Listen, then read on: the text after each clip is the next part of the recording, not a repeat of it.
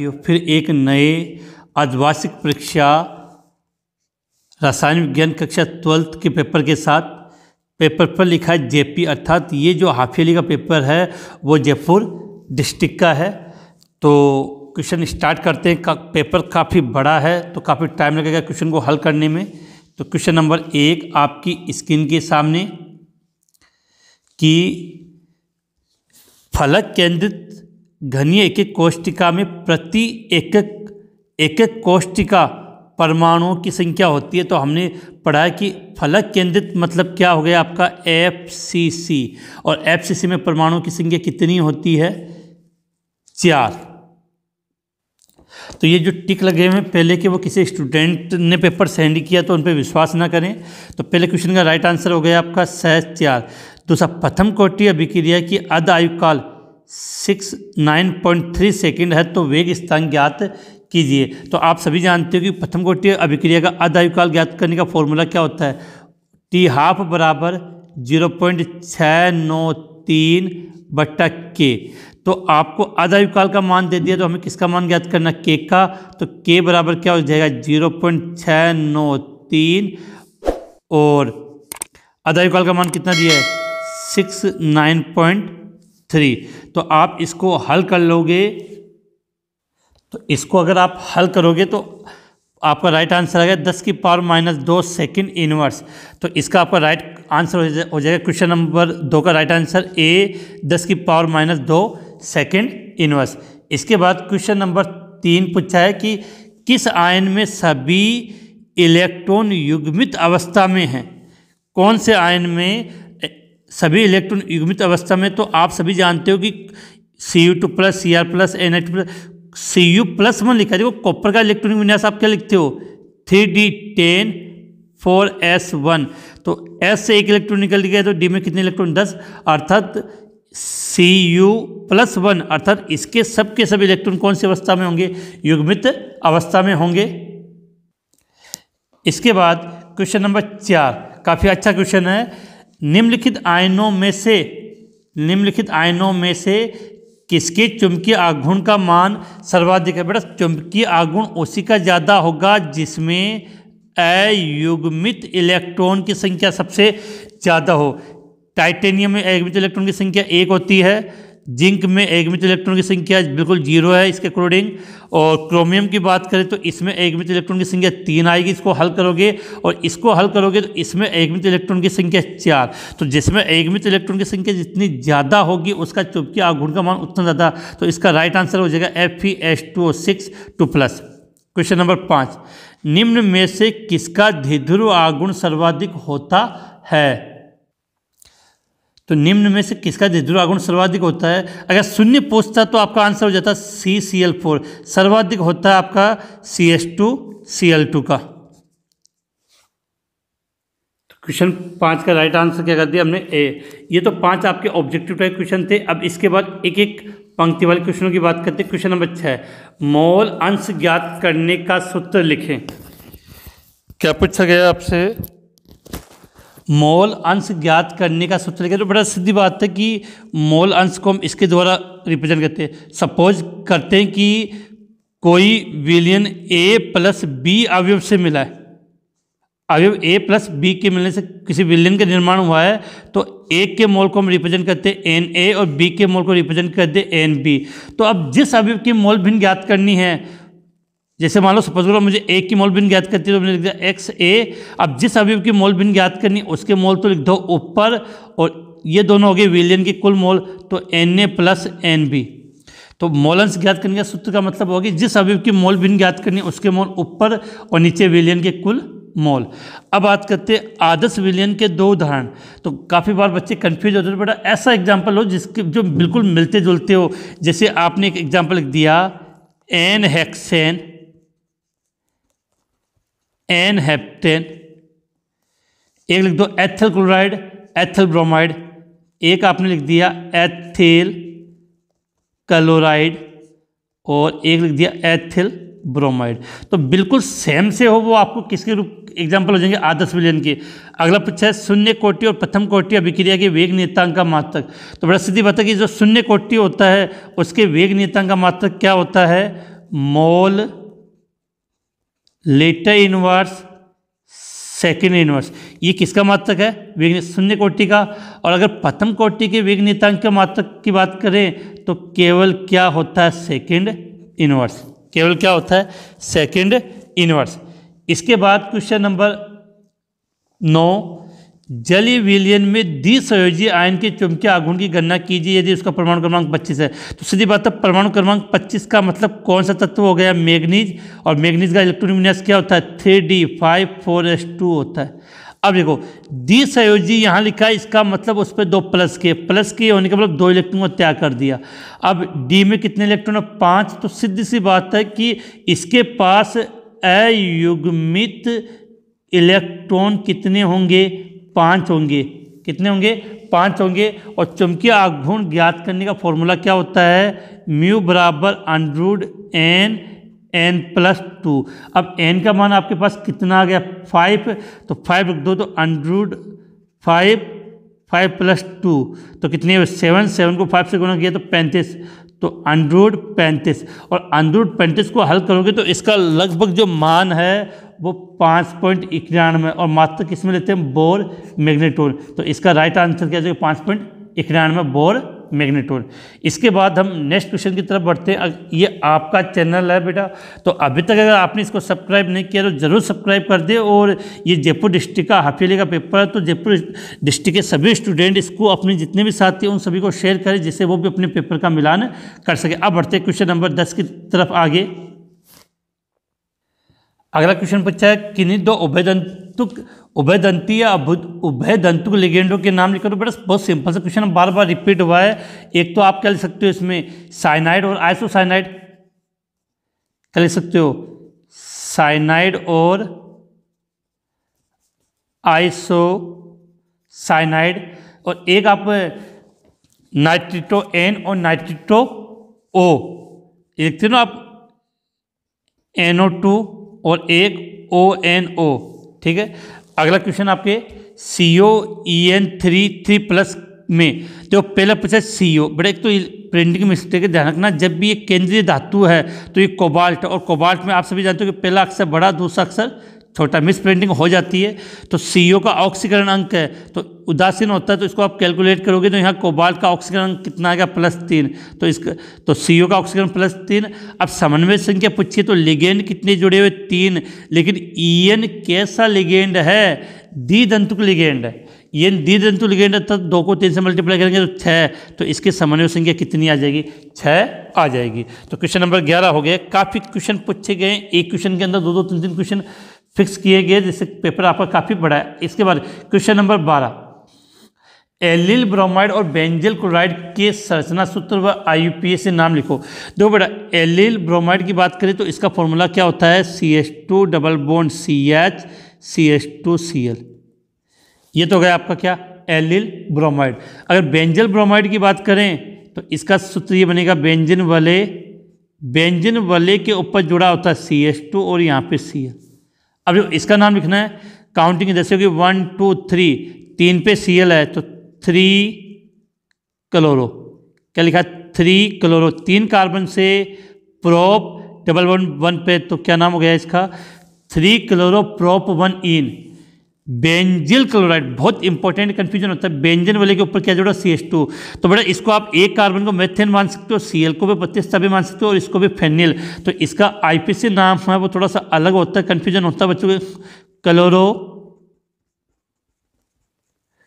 Phenyl methane, इसका IPC नाम क्या जाएगा? क्लोरोफेनिल मेथेन। इसके बाद बेटा हम क्वेश्चन नंबर 13 की बात करते हैं कि निम्न यौगिकों का IUPAC नाम बताइए। तो देखो बेटा, इथर है, अब छोटे समूह के साथ O जोड़ते हैं तो ये हो गया एथोक्सी। ये एथोक्सी 1 2 3 कितने नंबर पे जोड़ा? 2 पे। तो नाम क्या हो जाएगा? 2 एथोक्सी। और 3 कार्बन से प्रोपेन, तो इसका IPC नाम क्या होगा? 2 एथोक्सी प्रोपेन। इसके बाद नेक्स्ट कंपाउंड आपका ये क्रियात्मक समूह से काउंटिंग होती है 1 2 3 4 5 6। तो मेथिल एक 2 नंबर पर है और एक 6 नंबर पर है, 2 पे और 6 पर। कितने मेथिल है? 2। तो 2 6 डाई मेथिल और बेंजीन वाले के ऊपर OH वाली स्ट्रक्चर को आप क्या कहते हो? फिनॉल कहते हो। ये नाम हो गया। अगला क्वेश्चन पूछा, समझाए कि फिनॉल एथेनॉल से अधिक क्यों होता है? तो बेटा सीधी बात है कि फिनॉल ये जब फिनॉल से H+ आयन बाहर चला जाता है तो इस O पे माइनस आ जाता है। इस संरचना को आप बोलते हो फिनॉक्साइड आयन। और फिनॉक्साइड आयन क्या दर्शाता है? अनुनादी संरचना। फिनॉक्साइड आयन क्या दर्शाता है? अनुनादी संरचना। इस कारण से ये एथेनॉल से अधिक अम्लीय होता है। इसके बाद नेक्स्ट क्वेश्चन की बात करें कि सरल घनीय जालक में संकुलन दक्ष क्षमता ज्ञात कीजिए। तो इसका जो सरल घनीय अर्थात SCC संकुलन क्षमता कितनी होगी? 52%। अब आप ज्ञात कैसे करोगे? तो इसका एक स्क्रीनशॉट है, वो मैंने स्क्रीन पे लगा दिया है, वहाँ से आप इसको कैलकुलेट नोट कर सकते हो अच्छी तरीके से। यहाँ से स्क्रीनशॉट ले लिया होगा। अगला है षटकोणीय क्रिस्टल तंत्र में अक्षीय कोण पूछा। तो अक्षीय कोण क्या होता है? अल्फा बराबर बीटा होता है, वो तो 90 डिग्री होता है। लेकिन गामा नॉट 90 डिग्री होता है, वो लगभग अगर आप मानना चाहो तो ये गामा 120 डिग्री के बराबर होता है। तो ये याद होना चाहिए कि अल्फा बीटा है वो तो 90 डिग्री होगा, लेकिन गामा नॉट इक्वल 90 डिग्री। और अक्षीय कोणों के साथ इनकी अक्षीय दूरियाँ भी आप याद करना चाहो तो कर सकते हो कि अल्फा बराबर बीटा A बराबर B होता है, लेकिन B बराबर C नहीं होता। ये इसका अक्षीय दूरियां होती है।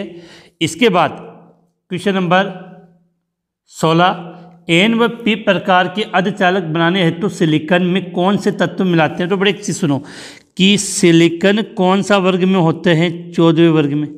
अब आपको दो प्रकार के अर्धचालक बनाने हैं। एक तो बनाना है आपको P प्रकार का अर्धचालक और एक बनाना N प्रकार का अर्धचालक। बेटा N का मतलब नेगेटिव का मतलब इलेक्ट्रॉन, जिसमें इलेक्ट्रॉन ज़्यादा हो। तो वर्ग 15 में देखो सिलिकॉन के बाहरी कोश में इलेक्ट्रॉन कितने होंगे? 4। तो वर्ग 15 वाले में इलेक्ट्रॉन कितने होंगे? 5। तो ज़्यादा हो गया। तो सिलिकॉन में N टाइप बनाने के लिए कौन से वर्ग वाले तत्व मिलाते हैं? 15वें वर्ग में। और 15वें वर्ग में क्या आता है? नेपाल, पाकिस्तान, ऑस्ट्रेलिया सब भिखारी। बात पसंद आई है तो लाइक शेयर और सब्सक्राइब करना ना भूले। और यदि आपको अब देखो ये हुए 13 वर्ग। 13 वर्ग में एक इलेक्ट्रॉन कम होता है। इलेक्ट्रॉन कम होने का मतलब पॉजिटिव चार्ज होगा, इसका P प्रकार बनेगा। तो P प्रकार का अर्धचालक बनाने के लिए कौन से वर्ग की अशुद्धि मिलाएंगे? 13वें वर्ग की अशुद्धि। अर्थात याद आया तो बैंगन, आलू, गाजर, इन थैला, इनमें से कुछ भी मिला सकते हो। तो उम्मीद है ये तरीका आपको बिल्कुल पसंद आया होगा, और पसंद आया तो लाइक शेयर और सब्सक्राइब करना ना भूले।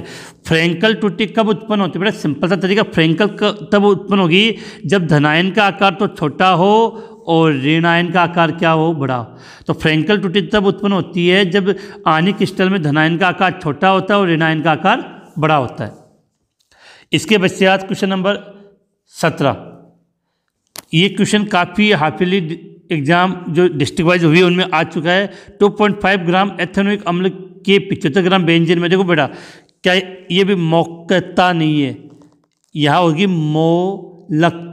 मोलता। क्या पूछा? अगला मोलता है ये। तो मोलता को हम स्मॉल से रिप्रेजेंट करते हैं। तो ऊपर आता है विलेय के मोलों की संख्या, विलेय का भार। तो विलेय का भार कितना? 2.5 ग्राम। फिर विलेय आपका एथेनोइक अम्ल, तो इसका मोलर द्रव्यमान इसको कैलकुलेट करोगे तो कितना आएगा? 60। विलायक का द्रव्यमान कितना दिया? 75 ग्राम। अब 75 ग्राम दिया तो पूरे फॉर्मूले को कितने से मल्टीप्लाई करना पड़ेगा? 88 ग्राम के लिए। अब इसको आप कैलकुलेट कर सकते हो। इस बिंदु को हटाओगे तो यहाँ एक बिंदु कर दिया समझने के लिए। 0 से 0 कैंसिल, एक बिंदु से एक बिंदु कैंसिल। अब 25 को इससे डिवाइड किया तो कितना आ गया? 3। अब ऊपर 10 बचा और नीचे 3 को 6 से गुना किया 18। तो 10/18। अब 10 में जब आप 18 का भाग दोगे, किसमें? 10 में जब 18 का भाग दोगे तो लगभग आपका 0.5555 लास्ट में 6 आ जाएगा। तो इसको हम लिख सकते हैं 0.556। अब देखो हम क्या ज्ञात करें? मोललता का मात्रक क्या होता है? मोल kg इनवर्स। शॉर्ट में समझ में आ गया होगा। अब वांटअप गुणांक क्या होता है? बेटा वांटअप गुणांक को हम किससे रिप्रेजेंट करते हैं? I के द्वारा। और वांटअप गुणांक का फॉर्मूला क्या होता है कि प्रेक्षित आनुषंगिक, शॉर्ट में लिख रहा हूँ यहाँ, प्रेक्षित आनुषंगिक गुणधर्म बट्टा नीचे आ जाता है इसका सैद्धांतिक आनुषंगिक गुणधर्म। अब अगला दिया है परमाणु क्रमांक कितना दिया 27। 27 पे आपका कौन सा तत्व आता है, कोबाल्ट। देखो ऐसे याद करते हैं, परमाणु क्रमांक 27 पे कोबाल्ट। अब इस पे क्या कर दिया +2, तो पहले कोबाल्ट का एक इलेक्ट्रॉन वो बना लो समझने के लिए। कोबाल्ट का परमाणु क्रमांक 27, आर्गन तक 18, तो 18 19 20 21 22 23 24 25 26 27। अब देखो इधर M2+, तो 2 इलेक्ट्रॉन बाहर निकाल दिए, तो एगमित इलेक्ट्रॉनों की संख्या कितनी हो गई n। एगमित इलेक्ट्रॉनों की संख्या कितनी होगी बेटा 3। तो हमें पता है एगमित इलेक्ट्रॉनों की संख्या अगर 3 है तो फॉर्मूला क्या था, म्यू बराबर √3 + 2, 2 को 3 से गुना किया कितने हुए 5, 5 को 3 से करेंगे तो 15, म्यू बराबर √15। अब अंडरूट और इस 15 के √15 के मान को जब आप हल करोगे तो आपका मान लगभग 3.87 बोर मैग्नेट्रॉन 3.87 बोर मैग्नेट्रॉन के लगभग आ जाएगा। बेटा ये जयपुर डिस्ट्रिक्ट का हाफ ईयरली का पेपर अब तक जितने भी पेपर हल किए उनमें सबसे बड़ा है, क्योंकि एक एक क्वेश्चन के अंदर 2-2 3-3 क्वेश्चन लिखे गए हैं, तो उससे हल करने में काफ़ी टाइम लगा होगा, लेकिन इससे आपका एक बेनिफिट है कि इससे आपकी काफ़ी क्वेश्चनों की प्रैक्टिस हो जाएगी। लेंथेनाइट श्रेणी के उन तत्वों का उल्लेख कीजिए जो +4 और +2 ऑक्सीकरण अवस्था दर्शाते हैं। तो बेटा +4 आपको कौन कौन सा दर्शाता है, सीरियम +4 दर्शाएगा, टर्बियम +4 दर्शाता है, ये इनके इलेक्ट्रॉनिक विन्यास के कारण होता है। +2 की बात करें तो एक तो यूरोपियम +2 दर्शाएगा, और एक इटिबियम YB ये +2 ऑक्सीकरण अवस्था दर्शाता है। इस प्रकार का क्वेश्चन बोर्ड एग्जाम में पूछ लिया जाता है। इसके बाद अब बात करते हैं, नीचे आपको कुछ कंपाउंड दिए गए हैं, उनका हमें क्या लिखना है, IUPAC नाम। पहले तो ये समझते हैं EDTA में दाता परमाणु की संख्या कितनी होती है, तो बेटा EDTA 4- होगा यहाँ पे, ये तो ये मिस्टेक है, EDTA 4-। और ये कैसा लिगेंड होता है आप सभी जानते हो, हेक्सादंतुक। तो हेक्सा का मतलब 6, तो इसमें दाता परमाणु की संख्या कितनी हो गई, 6 हो गई। चलिए ये क्वेश्चन होगा। अब इसके ऊपर 2 कंपाउंड आपको दिए गए, उनका आपको IUPAC से नाम पूछा है, तो देखो बड़े इसका नाम लिखना कितना 6 के लिए आप क्या बोलते हो, हेक्सा। H2O का लिगेंड के रूप में नाम क्या होता है, एक्वा, तो हेक्सा एक्वा। और संकुल पर धनायन तो धातु का नाम वैसा का वैसा मैग्नीज, और ऑक्सीकरण सेकंड है, तो इसका नाम क्या हो जाएगा, हेक्सा एक्वा मैग्नीज सेकंड। इसके बाद नेक्स्ट कंपाउंड की बात करें, काफ़ी बार आ चुका है, केक का मतलब क्या लिख दिया आपने यहाँ पे, पोटेशियम। अब देखो ये द्विदंतु लिगेंड है और कितने 3, तो 3 के लिए ट्राई और C2O4 को आप क्या बोलते हो, ऑक्सेलेटो। क्या बोलते हो, ऑक्सेलेटो। Potassium try ऑक्सेलेटो। और Fe के लिए क्या हो जाएगा, फेरेट का ऑक्सीकरण अंक यहाँ पर है आपका +3, तो +3 कोष्टक में। तो दोनों का मैंने नामकरण बता दिया आपको। इसके बाद 3 क्वेश्चन बड़े क्वेश्चन बच्चे, बड़ा अभी इसमें काफ़ी क्वेश्चन है। तो ध्रुवण चूर्ण एल्किल हैलाइडों में अभिक्रिया विन्यास के प्रतिलोमन के साथ संपन्न होती है। उदाहरण द्वारा समझे। बेटा क्वेश्चन थोड़ा स्पष्ट नहीं है, फिर भी कह दूँ कि जहाँ प्रतिलोमन होता है इसका मतलब वो SN2 अभिक्रिया की बात कर रहा है। द्वि अणुक नाभिक स्नेह प्रतिस्थापन अभिक्रिया में जो उत्पाद बनता है वो प्रतिलोमन वाला होता है, तो ये SN2 अभिक्रिया की यहाँ पे बात हो रही है। इसके बाद नेक्स्ट क्वेश्चन की तरफ आगे बढ़ते हैं। इसके बाद आपको इस क्वेश्चन का अगला पार्ट है हर्ट्ज। अब आप सब जानते हो हर्ट्ज अभिक्रिया नहीं होती है, वुड्स अभिक्रिया होती है। और देखो सवाल के अंदर ही ये वुड्स अभिक्रिया दी है। ये जो रिएक्शन है वो कौन सी है, वुड्स है। तो सीधी बात है 2 Na के साथ दोनों Br है वो यहाँ से क्या हो जाएंगे, अलग हो जाएंगे, और आपका उत्पाद बन जाएगा C2H5 C2H5। ये कौन सी अभिक्रिया होती है, वुड्स अभिक्रिया। और यही अभिक्रिया आपके यहाँ पे पूछ ली गई। अगला CH3 CH2 Br की अभिक्रिया अपने AgCN से करवाइए। तो विशेष रखना यहाँ से AgCN अलग होगा, लेकिन AgCN इसमें सहसंयोजक बंद होने के कारण बंद कौन बनाता है, N बनाता है। तो आपका जो उत्पाद बनेगा वो ये बनेगा CH3 CH2NC, अर्थात इसमें आपके इसका नाम हो जाएगा एथिल आइसोसाइनाइड। क्या हो जाएगा, एथिल आइसोसाइनाइड हो जाएगा। इसके बाद नेक्स्ट अब ये हो गया क्लोरोबेंजीन का ध्रुव आगुण साइक्लोहेक्सिल क्लोराइड की तुलना में कम होता है। मतलब साइक्लोहेक्सिल क्लोराइड का अधिक, तो बेटा देखो स्ट्रक्चर समझना, क्लोरोबेंजीन का मतलब तो ये स्ट्रक्चर होती है जो मैं यहाँ बना रहा हूँ, यहाँ बेंजीन वाली हो गई और ये Cl। क्लोरोहेक्सिल के स्ट्रक्चर का मतलब ये होता है। अब देखो बेटा क्या होता है, इसमें गोला नहीं आएगा, बस साइक्लोहेक्सिल में ये रखने गोला नहीं आएगा, तो इसको मैं यहाँ वापस से बना लेते हैं। ये बेंजीन वाले की बनाने की प्रैक्टिस के कारण ऐसा हो जाता है। तो ध्यान रखिए जब भी साइक्लोहेक्सिल बनाना है तो गोला आपको नहीं बनाना है, क्योंकि हम बेंजीन बनाते हैं गोला बनाते रहते हैं और Cl। अब क्या होता है कि जो फेनिल समूह है वो भी -I प्रभाव दर्शाता है और क्लोरो ये भी -I प्रभाव दर्शाता है। इस कारण से Cl इलेक्ट्रॉनों को अपनी ओर खींचेगा, ये अपनी ओर खींचेगा, जिसके कारण इसका ध्रुव आगुण इसकी तुलना में कम होता है। इसके बाद नेक्स्ट क्वेश्चन की बात करें, इस अभिक्रिया में उत्पादित, तो बेटा ये फिडरक्राफ्ट अभिक्रिया, तो सीधी बात है यहाँ इस क्रिया को अगर हल कराएंगे तो क्या होगा कि यहाँ से एक H और एक यहाँ से ये जो Cl है वो आपका बाहर चला जाएगा और इस बेंजीन वाले के ऊपर आपका CH3 जुड़ गया और यहाँ पे क्या जुड़ जाएगा आपका Cl, वो ऐसा कैसा रह जाएगा। इसके बाद ये क्या क्लोरोफॉर्म, अगर क्लोरोफॉर्म को आप प्रकाश की उपस्थिति में खुला छोड़ देते हो तो आपका क्या बनता है COCl2 + 2HCl और यहाँ 2 लगा दो। COCl2 को कौन सी गैस बोलते हो आप? फॉस्जीन। क्या बोलते हैं हम? फॉस्जीन कहते हैं। क्या कहते हैं? फॉस्जीन कहते हैं। इसके अलावा HBr के साथ जब पेरोक्साइड उपस्थित हो तो अभिक्रिया कौन से नियम से होती है? एंटी मार्कोनिकॉफ के नियम से होती है। तो ये बिल्कुल क्लियर होना चाहिए कि अगर HBr के साथ क्या हो, पेरोक्साइड हो, तो अभिक्रिया एंटी मार्कोनिकॉफ के नियम से होती है। इसका मतलब ये आपका H यहाँ जोड़ेगा और Br से ये जोड़ेगा, तो यहाँ जो उत्पाद बनेगा वो ये बनेगा बेंजीन वाले CH2 Br।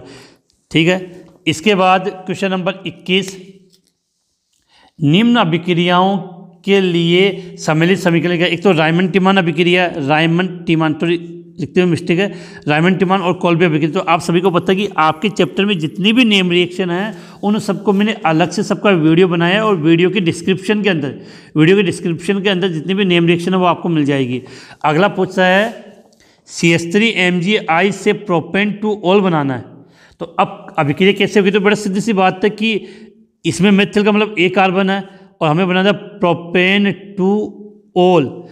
तो अब देखो क्या होता है यहाँ पे कि CH3MgCl, तो प्रोपेन टू ऑल बनाने के लिए इसकी अभिक्रिया करो तो एसिटैल्डिहाइड से, तो एसिटैल्डिहाइड को लिख दिया मैंने CH3C डबल बॉन्ड OH। अब क्या होगा कि ये यहाँ से टूटेगा तो सीधी सी बात है कि क्या बनेगा CH3COMgCl, MgCl O के साथ जुड़ गया और इसी के साथ ये H तो जुड़ा ही है। अब यहाँ क्या जोड़ दिया आपने CH3। अब सीधी सी बात है इसका आप क्या कर दो, जल आप गठन, जल से क्रिया करवा दो H और OH से, तो ये यहाँ से अलग हो जाएगा और ये H यहाँ जुड़ जाएगा और H यहाँ जुड़ गया तो 1 2 3 2 नंबर वाले कार्बन पर OH है, तो क्या बन गया प्रोपेन टू ऑल। इसके बाद क्वेश्चन नंबर 3 की बात कर लें, पिक्रिक अम्ल होता है। तो बेटा फिनॉल से पिक्रिक अम्ल बनाना है तो सीधी सी बात है कि अभिक्रिया आप HNO3 से करवा दो। फिनॉल की अभिक्रिया HNO3 से करवाओगे तो इसका मतलब क्या होगा कि यहाँ तो OH रह जाएगा, एक NO2 यहाँ पे, दूसरा NO2 यहाँ पे और तीसरा NO2 यहाँ जोड़ जाएगा। इस स्ट्रक्चर को हम क्या बोलते हैं? पिक्रिक अम्ल। अगला पूछा सैलिसिलिक अम्ल बनाना, किससे? फिनॉल से। फिनॉल से अगर सैलिसिलिक अम्ल बनाना है तो ये कौन सी अभिक्रिया अगर आपको याद हो तो तुरंत हो जानी चाहिए, कोल्बे अभिक्रिया। कौन सी है? कोल्बे अभिक्रिया। ये अभिक्रिया जस्ट आपके यहाँ पे काम में आ जाएगी। इसके बाद नेक्स्ट क्वेश्चन की तरफ हम आगे बढ़ते हैं। काफ़ी क्वेश्चन है, मतलब एक क्वेश्चन के अंदर इतने क्वेश्चन लगे। तृतीयक ब्यूटिल एल्कोहल का आपको क्या लिखना है? IPC नाम। तो देखो CH3OH, तो देखो 1 2 3, तो ये क्या हो गया? प्रतिस्थापी, तो 2 मेथिल, इसका क्या नाम लिख सकते हो आप चाहो तो 2 मेथिल, और 3 कार्बन है तो प्रोपेन, और OH 2 नंबर पे 2 ऑल। तो तृतीयक ब्यूटिल एल्कोहल का जो IPC नाम है वो क्या हो जाएगा? 2 मेथिल प्रोपेन टूल। बेटा अब तक जितने भी हाफ ईयरली के जो मैंने पेपर हल करवाए थे उसमें सबसे बड़ा पेपर है, क्योंकि देखो एक एक क्वेश्चन में 2-2 3-3 क्वेश्चन मिक्स किए हुए हैं, लेकिन अच्छी बात है, इससे अपनी अच्छी प्रैक्टिस हो जाएगी। अब अगला है फिनॉल की अभिक्रिया Na2Cr2O7, इसके साथ करवाते हैं तो बेटा बेंजोक्विनोन बनता है। मैं स्ट्रक्चर बना देता हूँ यहाँ पे, ये डबल बॉन्ड O, ठीक है। इसके बाद नेक्स्ट रिएक्शन ये करवाएगी इथर की, तो सीधी बात है कि छोटे समूह के साथ ये H जुड़ जाएगा यहाँ पे, तो ये कंडीशन हो जाएगी। तो क्या बन जाएगा आपका CH3OH प्लस उधर CH3 और यहाँ क्या जुड़ गया आपका I। अब देखो इसके बाद नेक्स्ट क्वेश्चन में तीनों की अम्लता का क्रम पूछा है, तो बड़ा सीधी सी बात है कि फिनॉल तीनों की स्ट्रक्चर समझा दूँ मैं शॉर्ट में। देखो ये मैंने एक स्ट्रक्चर बना दी यहाँ पे, ये तो हो गया आपका फिनॉल पे मैंने जोड़ दिया किस रोल का, मतलब CH3 जुड़ा होता है, ये केवल फिनॉल, और नाइट्रो का मतलब बेंजीन वाले के ऊपर आप क्या जोड़ दो NO2। अब सुनना, NO2 होता है वो अम्लता को बढ़ाता है, तो सबसे अधिक अम्लता इसकी होगी, उससे कम फिनॉल की, और सबसे कम किसकी, किसरोल की। किसरोल का मतलब होता है फिनॉल के साथ CH3 जुड़ा होगा, तो सबसे अधिक अम्लता किसकी होगी, नाइट्रोफिनॉल की, उससे कम फिनॉल की, और सबसे कम पैराकिसरोल की। अब देखो वेग बराबर K A⁴ और B⁻−1, तो बड़ा 3/2 का मतलब 1.5 हो गया, 1.5 में से 1 घटाओगे तो कितना बचेगा, आधा। तो इस अभिक्रिया की कोटि 1/2 हो जाएगी, कितनी 1/2, अर्थात ये अर्ध कोटि की अभिक्रिया है। लेकिन ध्यान रखना अगर ये पावर प्लस में हो तो ये 2.5 कोटि की अभिक्रिया हो जाती। अगला क्वेश्चन K बराबर 2.3 × 10⁻⁵। अब देखो अभिक्रिया की कोटि पूछे, litre mole inverse second inverse. अब बच्चे यहाँ कंफ्यूजन कर देते हैं कि शून्य कोटि की बात करते हैं, किसकी शून्य कोटि की, तो उसमें क्या होता है आपका mole litre inverse second inverse होता है, लेकिन यहाँ litre mole inverse second inverse है, तो ये बेटा द्वितीय कोटि के लिए होता है। कौन सी कोटि के लिए, अभिक्रिया के लिए मात्रक होता है, द्वितीय कोटि अभिक्रिया के वेग नियतांक का ये मात्रक है। अब इसके बाद और आगे नेक्स्ट पेज पर चलते हैं हम। इसके बाद हम बात करें कि शून्य कोटि अभिक्रिया को परिभाषित कीजिए और इसके वेग नियतांक की इकाई लिखिए। तो मेरा शून्य कोटि का मतलब वह अभिक्रिया जिसमें अभिक्रिया का वेग अभिकारक की कौन सी घात के समानुपाती हो, शून्य घात के समानुपाती होता है, उसे शून्य कोटि अभिक्रिया कहते हैं। और इसका वेग नियतांक, अभी हमने बात की थी, वेग नियतांक की इकाई क्या लिख सकते हो आप, mole litre inverse second inverse. अगला प्लेटिनम सतह पर NH3 का अपघटन शून्य कोटि की अभिक्रिया है, तो इसके लिए ये दिया, इसको हल करना, तो बेटा ये थोड़ा सा बड़ा सवाल है, इसको हल करने में टाइम लग जाएगा, तो इसका आंसर है वो आपकी स्क्रीन पे आ जाएगा।